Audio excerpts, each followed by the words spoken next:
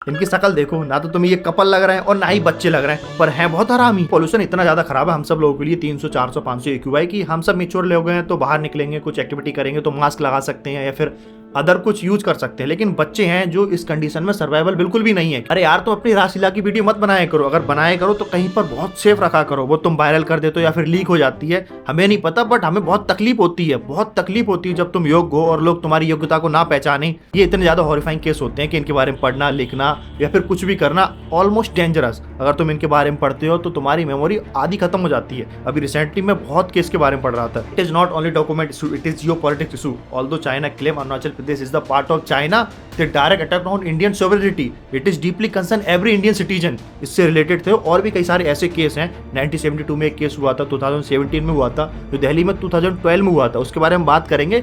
मैंने इन सब केस के बारे में, जजमेंट के बारे में पढ़ा तो मेरी ऑलमोस्ट मेमोरी लॉस हो चुकी थी। स्मृति मंदाना की बेडिंग की फोटो थी, स्मृति मंदाना ने वो सारी डिलीट कर दी अपनी इंस्टाग्राम पोस्ट से। बाकी जितने भी उसकी फ्रेंड है उन्होंने भी उस फोटो को डिलीट कर दिया है। अब यहाँ से भी रूमर बन रहे हैं कि शायद वेडिंग कैंसिल हो सकती है, बट एक रेडिट पोस्ट बहुत वायरल हो रही है। इनकी ये पूरी वीडियो 19 मिनट 37 सेकंड की है। अब तो मुझे जज मत करने लग जाना कि मैं ऐसा हूँ वैसा हूँ, मैंने वीडियो देखी है। उसकी इंग्लिश बढ़िया है बहुत।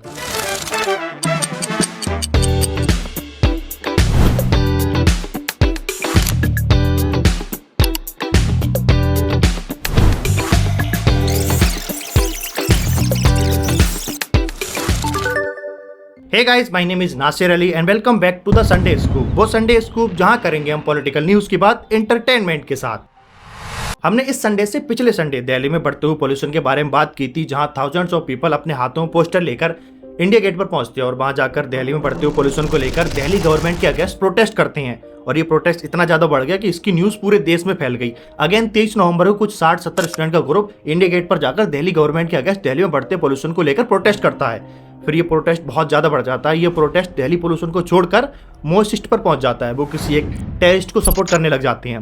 फिर उन्हें 4-5 घंटे बाद वो प्रोटेस्ट करते हैं, उनमें से 4-5 को प्रशासन द्वारा डिटेन कर लिया जाता है। लेकिन जिस तरह से उन्हें डिटेन किया गया था उसकी एक्सपेक्टेशन हमें बिल्कुल भी नहीं थी। आप उनकी कुछ विजुअल्स देख सकते हैं। उन्हें दिल्ली प्रशासन उनके साथ दिल्ली प्रशासन ऐसे ट्रीट कर रहा है जैसे कि वो प्रोटेस्ट नहीं, रेड फोर्ट ब्लास्ट की प्राइम एक्यूज्ड हो। खैर छोड़ो, दिल्ली में प्रोटेस्ट तो होते रहते हैं, लेकिन जिस हिसाब से दिल्ली में पोल्यूशन बढ़ रहा है उस हिसाब से तुम्हारे चेहरे की खूबसूरती कुछ ज़्यादा दिनों तक नहीं रहने वाली। समझ लो, इतना ज़्यादा पोल्यूशन है कि डॉक्टर यहाँ के सजेशन कर रहे हैं कुछ हो सके तो कुछ टाइम के लिए दिल्ली छोड़कर चले जाओ। जितनी हो सकती है उतने टाइम के लिए दिल्ली छोड़कर चले जाओ, क्योंकि यहाँ pollution on average per day का जो एक्यूआई है वो 500 रह रहा है। और ये एक्यूआई इतना ख़राब है कि अगर आप यहाँ पर रहोगे तो आपकी आँखें, अगर आपके लंग्स तो डेली बाई डेली काले पड़ते जा रहे हैं परमानेंटली। ये रिपोर्ट है कि अगर तुम यहाँ 30-40 साल तक रहोगे तो तुम ऑन एवरेज डेथ तो कंफर्म है। इसमें sulphates, organic compounds, polycyclic, aromatic, hydrocarbons और हेवी मेटल्स जैसे टॉक्सिक पदार्थ होते हैं, टॉक्सिक चीजें होती हैं। इनसे कैंसर होता है। इसलिए आपकी सांस की नालियों में रुकावट आ जाएगी। आप ब्रीद इन ब्रीद आउट करने में आपको प्रॉब्लम होगी और आपको कहीं ना कहीं सांस लेने में तकलीफ भी हो सकती है। ये पोल्यूशन इतना ज़्यादा खराब है हम सब लोगों के लिए 300 400 500 एक्यूआई की। हम सब मेच्योर लोग हैं तो बाहर निकलेंगे, कुछ एक्टिविटी करेंगे तो मास्क लगा सकते हैं या फिर अदर कुछ यूज कर सकते हैं, लेकिन बच्चे हैं जो इस कंडीशन में सर्वाइवल बिल्कुल भी नहीं है, क्योंकि वो लोग तो टोपी नहीं पहनते साले, तो मास्क कहाँ से लगा लेंगे। आप सीधा सीधा ये समझिए, अगर आप ये 300 400 एक्यूआई काफ़ी टाइम तक दिल्ली में रहता है, अगर आप नए अभी दिल्ली में रहने आए हैं, आपको अगर आपकी एज 20 साल है 22 साल है, तो अगर आप 30-35 साल तक कंटिन्यू दिल्ली में रहते हैं इसी पोल्यूशन के हिसाब से, तो आपकी कंडीशन ऐसी हो जाएगी कि अगर आप 50-60 के ऊपर जाएंगे, 50 साल के ऊपर, तो आपकी कंडीशन एकदम बिल्कुल 90+ बुढ़े जैसी हो जाएगी। ऐसे दिखोगे। वो भी जब ये कंडीशन तब अप्लाई होती है जब आप प्रॉपर 2 घंटे वर्कआउट करोगे, प्रॉपर डाइट लोगे, प्रॉपर 8 घंटे की नींद लोगे। 8 घंटे की नींद दिल्ली में कौन ले पा रहा है भाई? जो यहाँ सपने सजोने आया वो 8 घंटे की नींद लेगा दिल्ली में आके। तभी तो मैं कहूँ यार, मेरे सफेद बाल 21 की उम्र में कैसे होते जा रही हैं। साला दुख काहे खत्म नहीं होता बे, साला ये दुख काहे खत्म नहीं होता बे। मैं आपको अपने देश की एक सैडेस्ट रियलिटी बताता हूँ। फिलहाल हमारे देश के जो हालात हैं उसके ऊपर डिपेंड है। फिलहाल जो हमारे के जितने भी कंटेंट क्रिएटर हैं वो देश की रियलिटी बता रहे हैं, और जो कॉमेडियन है वो मीडिया का काम कर रहे हैं, रिपोर्ट दे रहे हैं, और बाकी जो मीडिया है वो हिंदू मुस्लिम के नाम पर 4 पैसों में बिककर कंट्रोवर्सी कर रही है। हमारे देश की सरकार कॉमेडी कर रही है। हमारे देश में टीचर्स वो काम कर रहे हैं जो डॉक्टर और सरकार का है। 14-15 साल के बच्चे पढ़ने की बजाय बाबा बन रहे हैं, और कमाल की बात यह अंधवक्त लोग उन्हें सुनने भी जा रहे हैं। और कहीं पर भी अगर हमारे देश में कोई आकार की अगर मूर्ति निकल आती है, अंधभक्त लोग उसकी पूजा करने जा रहे हैं। हमारा करप्ट एजुकेशन सिस्टम इतना ज़्यादा करप्ट हो गया है कि और भी ज़्यादा करप्ट हो गया है। जो हमारे टीचर्स अगर प्रोटेस्ट करने भी जाते हैं तो उन्हें डिटेन कर लिया जाता है। हमारे यहाँ पर पार्लियामेंट ऐसा हो चुका है कि रेपिस्ट पार्लियामेंट में जा रहे हैं और हमारे यहाँ का जस्टिस सिस्टम इतना बुरा हो गया है कि सोनम वांगचुक जैसे लोग जेल में जा रहे हैं। तो इस देश के बारे में तुम क्या ही सोच सकते हो? Comment in the comment section. अगली खबर है तो कहीं से नहीं। एक बात बताओ, तुम ये जितने भी कपल लोग हो, फिजिकली जब भी इंटरेक्ट होते हो तो तुम वीडियो शूट क्यों करते हो? हम जैसे सिंगल लोंडो को जेल करने के लिए? अब तुम वीडियो शूट करते हो तो तुम या तो उन्हें सेफ रखा करो, वायरल मत होने दिया करो। अरे यार, जब वो वायरल होती है तो हम सब लोगों को बहुत तकलीफ होती है। जब आप योग्य हो और लोग आपकी योग्यता ना पहचाने तो वास्तव में बहुत तकलीफ होती है यार। तुम जब वो वीडियो शूट करते हो, जब तुम्हें वायरल ही करनी होती है, तो एक बात बताओ, तो अपने दरवाजे की कुंडी क्यों बंद कर लेते हो? उसे खुला छोड़ दिया करो और कह दिया करो, कुंडी ना खटकाओ राजा, सीधा अंदर आओ। कुंडी मत खड़काओ राजा, सीधा अंदर आओ राजा। इस हफ्ते इंटरनेट पर इन दोनों का एक एमएमएस वायरल होता है। इनकी शक्ल देखो, ना तो तुम्हें ये कपल लग रहे हैं और ना ही बच्चे लग रहे हैं, पर हैं बहुत हरामी। इनकी ये पूरी वीडियो 19 मिनट 37 सेकंड की है। अब तो मुझे जज मत करने लग जाना कि मैं ऐसा हूँ वैसा हूँ, मैंने वीडियो देखी है। उसकी इंग्लिश बढ़िया है बहुत। देख तो कैसे शर्मा रहा। I don't watch this video, बस मैंने टाइमलाइन देखा था। पर साला हमेशा अच्छी फसल को ना कीड़े खा जाते हैं। I don't have much explanation about this, क्योंकि मेरे पास और भी कई सारे इशू बात करने के लिए। बट एक बात बताओ, जब भी हमारे देश में कोई ऐसा इंसिडेंस होता है, कोई एमएमएस वायरल होता है, तो why Gen Z people comment on the Instagram comment section link link link. तुम्हें कुछ और काम नहीं है भाई? अबे सालों सुधर जाओ, उसकी इंग्लिश तुम सबसे बेहतर है, जाके देखो। I have advice for those couple जो फिजिकली इंटरेक्ट होना चाहते हैं या फिर डेली होते हैं। मैं उनको कहना चाहता हूँ कि तुम वीडियो शूट क्यों करते हो और अपने फोन में प्राइवेट मत रखा करो, क्योंकि तुरंत देख के काट दिया करो या फिर किसी को शेयर करनी मत किया करो। ऐसी कोई चीज़ पहले तो मत किया करो शेयर। पहले तो हमारे फोन में जितने भी थर्ड पार्टी ऐप होते हैं, कितना भी प्राइवेट डाटा सही तुम्हारा, उसको वो लीक कर ही देते हैं। खासतौर से ये एमएमएस हमेशा लीक हो ही जाती हैं। मेरी तो एडवाइस यही है, जितने भी कपल फिजिकली इंटरेक्ट होते हैं तो तुम्हें वीडियो शूट करने की क्या जरूरत है? Don't change your camera angle, always change your position. देख तो कैसे शर्मा रहा। बड़ा हरामी हो बेटा। अभी कुछ ही टाइम पहले दुबई में एक एयर शो हो रहा था, जहां पर हमारा तेजस फाइटर जेट क्रैश हो गया और उस फाइटर जेट के क्रैश होने से एक विंग कमांडर शहीद हो गए। अभी वहां पर कुछ रूमर्स फैल रहे हैं कि ये जो तेजस क्रैश हुआ है उसमें हमारी एयरफोर्स की मिस्टेक है। अनफॉर्चुनेटली किसी न किसी को तो उसकी अकाउंटेबिलिटी लेनी पड़ेगी। पर ऐसा भी नहीं क्रैश फर्स्ट टाइम हुआ है, क्योंकि ऐसे तेजस क्रैश या फिर फाइटर जेट क्रैश होते रहती हैं। 2016 में अकॉर्डिंग टू रिपोर्ट 2016 में लगभग 17 फाइटर जेट क्रैश हुए थे, उसमें लगभग 15 जेट्स थे। ऐसे क्रैश होते रहते हैं। अभी कुछ ही टाइम पहले यूएसए का क्रैश हुआ था, आई थिंक राफेल था, या फिर क्रैश होते रहते हैं। अभी चाइना की भी क्रैश हुआ था, F-16 भी क्रैश हुआ था अभी कुछ टाइम पहले, सुकोई 27 क्रैश हुआ था। मिग अभी जो 60 साल की रिपोर्ट है उसमें लगभग 400 मिग 27 क्रैश हो चुके हैं। अब तुम समझ सकते हो क्रैश तो होते रहते हैं, लेकिन हमारा जो तेजस फाइटर जेट है उसके साथ कुछ तो प्रॉब्लम है। बहुत लाइट वेट हमारा तेजस एयरक्राफ्ट है, बहुत लाइट वेट है। अगर तुम कंपेयर करोगे राफेल के साथ, तो राफेल बहुत ज़्यादा वेट है उसमें, उसके साथ कई सारे बीपन तुम ला सकते हो, लेकिन तेजस बहुत लाइट वेट है। बट प्रॉब्लम ये भी है इंडिया के साथ, जो हम तेजस को बिल्ड कर रहे हैं, हम उसकी बॉडी बिल्ड कर पा रहे हैं, सिर्फ उसके स्ट्रक्चर को बना पा रहे हैं। उसके इंजन के लिए आज भी हमें वेस्टर्न कंट्री पर डिपेंडेंट है। या तो हम बनाना नहीं चाहते, या फिर हम टेक्नोलॉजी में इतने ज़्यादा पीछे हैं कि सिर्फ एक एयरक्राफ्ट का इंजन नहीं बना पा रहे हैं। जो हमारा अभी तेजस एयरक्राफ्ट का इंजन आ रहा है वो भी यूएसए बेस्ड कंपनी से आ रहा है। फिलहाल हम बनाने की कोशिश कर रहे हैं या फिर बना नहीं पा रहे हैं, वो तो हमारे गवर्नमेंट पर डिपेंड करती है। हम बाहर से मंगा रहे हैं या नहीं मंगा रहे हैं, इट इज़ नॉट बैड और गुड थिंग, ये तो गवर्नमेंट डिसाइड करेगी। लेकिन जिस हिसाब से हमारे चारों ओर इनेमी हैं, उस हिसाब से हमें लगता है कि हमें फॉरेन के डिफेंस सिस्टम पर बिल्कुल भी भरोसा नहीं करना चाहिए, क्योंकि आजकल के जो जितने भी वॉर हैं वो सब टेक्नोलॉजी बेस्ड हैं। क्योंकि अभी तुम देख सकते हो जितने भी वॉर हुए हैं आसपास, सब ड्रोन पर डिपेंड है। और हम इतने ज़्यादा ड्रोन डेवलप्ड नहीं कर पा रहे हैं, हम बाहर से ही मंगाने पड़ते हैं जब भी कोई कॉन्फ्लिक्ट होता है। अभी सिंदूर कॉन्फ्लिक्ट हुआ था, हमने अभी रसिया का यूज़ किया था बीपन को। तो हम ऐसे डिपेंड नहीं रह सकते अदर कंट्री पर, हमें खुद अपने बिल्ड करने चाहिए। But why India does not build Tejas aircraft engine? समलैंगिकों के अपने अधिकार हैं। इस देश के सुप्रीम कोर्ट ने भी अब यह मान लिया है कि समलैंगिकता अपराध नहीं है। यदि दो पुरुष या दो स्त्री आपस में साथ रहकर सुखी हैं तो हमें और आपको क्या एतराज है? इसीलिए भूकंप आता है। किस लिए भूकंप आता है? इसी सबसे चलते।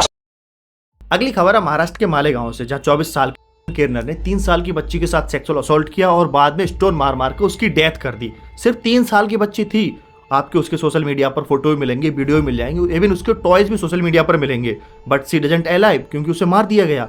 ये इतने ज़्यादा हॉरिफाइंग केस होते हैं कि इनके बारे में पढ़ना, लिखना या फिर कुछ भी करना ऑलमोस्ट डेंजरस। अगर तुम इनके बारे में पढ़ते हो तो तुम्हारी मेमोरी आधी खत्म हो जाती है। अभी रिसेंटली मैं बहुत केस के बारे में पढ़ रहा था, इससे रिलेटेड थे और भी कई सारे ऐसे केस हैं। 1972 में एक केस हुआ था, 2017 में हुआ था, जो दिल्ली में 2012 में हुआ था, उसके बारे में बात करेंगे। मैंने इन सब केस के बारे में, जजमेंट के बारे में पढ़ा तो मेरी ऑलमोस्ट मेमोरी लॉस हो चुकी थी। मैं रिकवर करने में बहुत टाइम लगा मुझको भाई। 16 नवंबर को अराउंड 3 PM रविंद्र ड्रिंक करके वापस लौट रहा था, तभी ग्राउंड में उसे 3 साल की बच्ची खेलती हुई दिखी। आई थिंक 3 साल या 3.5 साल की थी वो, खेलती हुई दिखी। उसे चॉकलेट का बहाना देके वो अपने घर बुलाकर ले गया। फिर घर पर उसके साथ वो सब किया जिसका तुम इमेजिन नहीं कर सकते, समझ लो। उसके साथ सेक्सुअल असॉल्ट किया जिसे तुम भी कह सकते हो। It is horrifying for all these thing for common people. फिलहाल महाराष्ट्र पुलिस ने उसे उसी टाइम अरेस्ट कर लिया था अंडर भारतीय न्याय संहिता section 66 which deals with sexual assault causing death and section 103 which deals pretends to murder। ऐसा समझो, अगर रविंद्र के अगेंस्ट थोड़े बहुत सबूत निकलते हैं, एब्सोल्युटली सबूत तो निकलेंगे क्योंकि उसने ये सब किया है। मेडिकल रिपोर्ट आएगी तो उसमें सब कुछ सबूत निकल कर आएगा। उसे कम से कम इस अंडर 66 103 के अंदर उसे कम से कम तो कैपिटल पनिशमेंट या फिर ज़्यादा तो उसे एटलीस्ट लाइफ इंप्रिजमेंट तो मिलेगी। अब तुम कहोगे why not capital punishment? I will explain you कि इतने ज़्यादा केस हमारे यहाँ हो चुके हैं कि जजमेंट देने में भी बहुत दिक्कत आ जाती है। इसकी मेडिकल रिपोर्ट निकलेगी तब कहीं जजमेंट आएगा, उसके बाद फिर ह्यूमन राइट्स वाले आ जाएंगे तो उसमें कई प्रॉब्लम क्रिएट हो जाती है। हमारा जो जजमेंट है वो थोड़ा ढीला हो चुका है अभी मैं तुम्हारे लिए बहुत सारे केस बताता हूँ। 1972 में यूपी के मथुरा डिस्ट्रिक्ट में एक केस हुआ था जहां पर 4 ऑर्फन लड़कियों के लिए पुलिस स्टेशन में ब्रीफ क्वेश्चनिंग के लिए बुलाया गया था। उनसे जब क्वेश्चनिंग की गई, ब्रीफ क्वेश्चनिंग होने के बाद 4 में से 3 ऑर्फन लड़कियों के लिए जाने दिया। उनमें से एक को रोक लिया गया। उस टाइम पर उस पुलिस स्टेशन में एक हेड कांस्टेबल और एक कांस्टेबल अवेलेबल था। उन्होंने उस रात उसके साथ वो सब कुछ किया जो तुम इमेजिनेशन कर सकते हो, तुम शायद कर भी पा रहे हो क्योंकि उसके बारे में हम बात कर रहे हैं। वो सब किया, लेकिन जब वो रिपोर्ट निकल कर आई उसके बाद उसने केस फाइल किया। पता पड़ा कि उसके साथ ये सब हुआ है, उसने केस फाइल किया। जब ये डिस्ट्रिक्ट कोर्ट में गया तो पता चला कि डिस्ट्रिक्ट कोर्ट ने जो जजमेंट दिया उसमें उन्होंने दिया कि इसकी एक हैबिचुअल एक्शन थी, कि मतलब वो ऐसा करना चाह रही थी, ऐसा वो सबके साथ करती थी, ये कहा था डिस्ट्रिक्ट कोर्ट ने। लेकिन वो इस जजमेंट से खुश नहीं थी। फिर वो गया हाई कोर्ट में गया, हाई कोर्ट में भी ऐसा जजमेंट नहीं दिया कोई। फिर उसके बाद डायरेक्ट वो सुप्रीम कोर्ट में गया। सुप्रीम कोर्ट से जो जजमेंट आया वो एकदम चौंकाने वाला जजमेंट था। उस जजमेंट में लिखा था सुप्रीम कोर्ट के जज ने कि जो उसकी रिपोर्ट थी, मेडिकल रिपोर्ट, उसमें उसकी बॉडी पर कहीं स्क्रैच नहीं थी। हाँ, उसके साथ सेक्सुअल असॉल्ट हुआ था बट उसकी कहने पर हुआ था, बट ये सब कहीं पर मेंशन नहीं था। लेकिन कुछ 4 हमारे एडवाइजरी ने सुप्रीम कोर्ट के लिए लेटर लिखा, उसमें भी कुछ मेंशन कर रहा कि आपका जजमेंट ठीक नहीं है। फिलहाल उसके अगेंस्ट जो भी जजमेंट था सब खाली हो गई, मतलब उसे जजमेंट नहीं मिला। फिलहाल बात ये है, देखो ऐसे केस हमारे देश में होते रहते हैं। तुमने 2012 में जो दिल्ली में नर्स के साथ हुआ था, जो बस में सेक्सुअल असॉल्ट किया था 6 लोगों ने, वो केस तो सुना होगा। उसमें ऑलमोस्ट सभी को कैपिटल पनिशमेंट मिली थी। लेकिन हमारे देश में जो रेपिस्ट हैं उसके केस में कोई रिफॉर्म ज़्यादा हुआ नहीं था उस टाइम तक।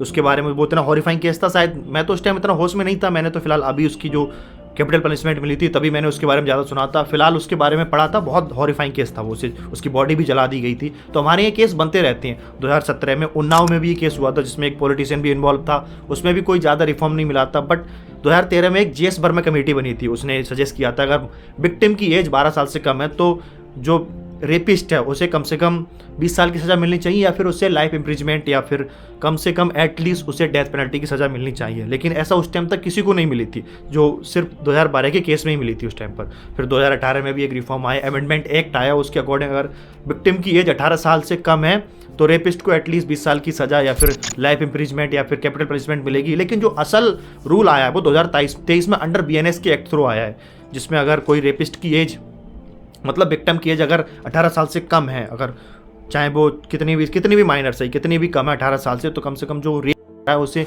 लाइफ इम्प्रिजमेंट या फिर ज़्यादा उसके लिए कैपिटल पनिशमेंट होगी। यहाँ पर कुछ रिफॉर्म थे जो और भी होने चाहिए थे कि एक्शन जल्दी लिया जाएगा, ट्रायल कोर्ट जल्दी चलेगा, लेकिन ऐसा भी होता नहीं है। हमारे यहाँ मेडिकल रिपोर्ट आने में 20-25 दिन लग जाते हैं, तो इससे ना प्रोटेस्ट और भी ज़्यादा बढ़ जाते हैं। और हमारे यहाँ कंडीशन ऐसी भी है, अगर कोई कहीं पर भी होता है, तुमने देखा होगा बंगाल में हुआ था, पूरे देश में प्रोटेस्ट हुए थे, लेकिन क्या हुआ?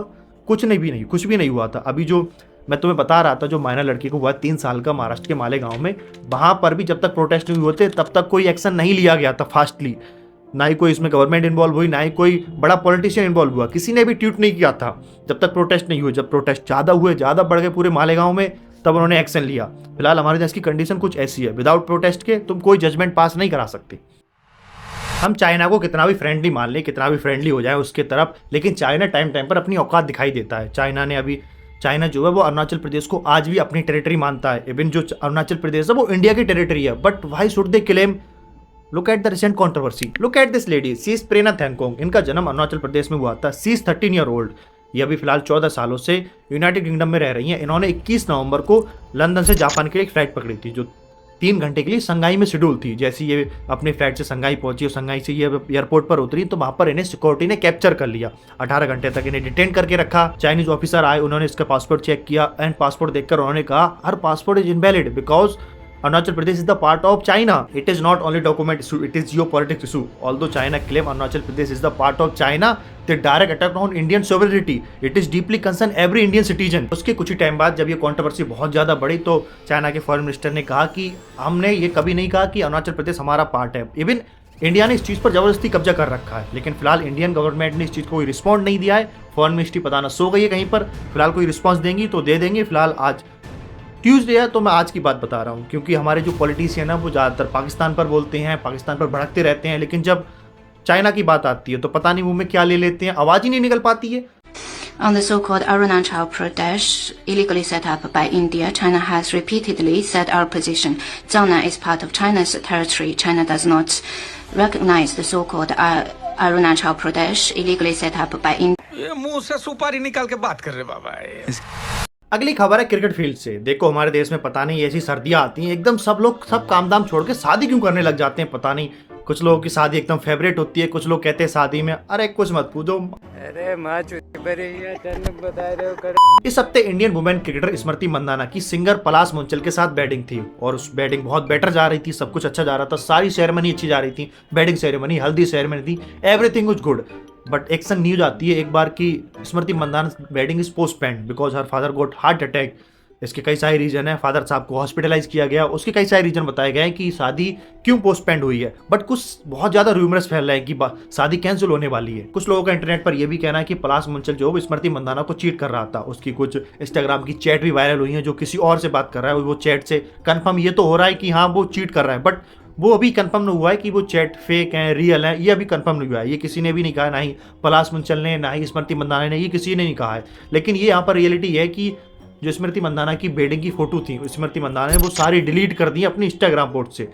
बाकी जितने भी उसकी फ्रेंड है उन्होंने भी उस फोटो को डिलीट कर दिया है। अब यहाँ से भी रूमर बन रहे हैं कि शायद वेडिंग कैंसिल हो सकती है, बट एक रेडिट पोस्ट बहुत वायरल हो रही है। Just got to know from a sport journalist that the wedding will not happen ever soon to be husband Palash cheated on Smriti with the choreographer just a night before Smriti had deleted all the wedding related photos.